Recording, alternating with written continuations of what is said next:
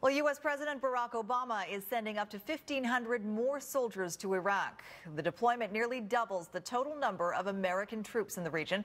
The White House says they will only be there to train and advise Iraqi and Kurdish forces. But as Jennifer Johnson reports, some believe it's a slippery slope.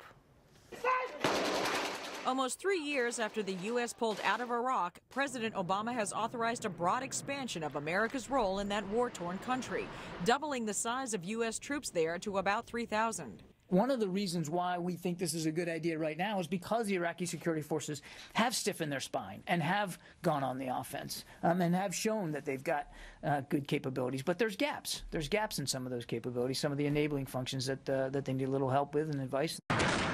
U.S. military advisors will set up several training sites to instruct 12 Iraqi brigades.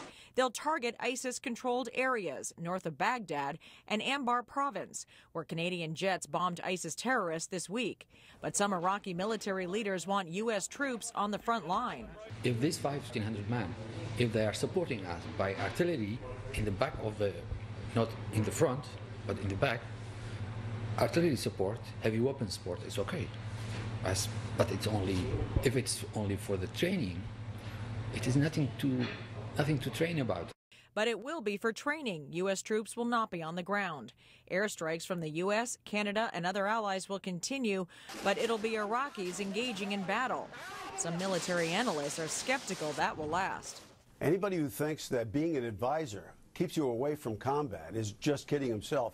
I was an advisor twice in Vietnam, and that guaranteed that I would be in combat. The president's decision to send more troops comes just days after a bruising election. Now he'll have to ask a Republican-controlled Congress for $5 billion to fund this operation. We'll see whether we can work with the president. I hope so. It's a delicate balance for President Obama, battling ISIS while not committing U.S. troops to another long, drawn-out war.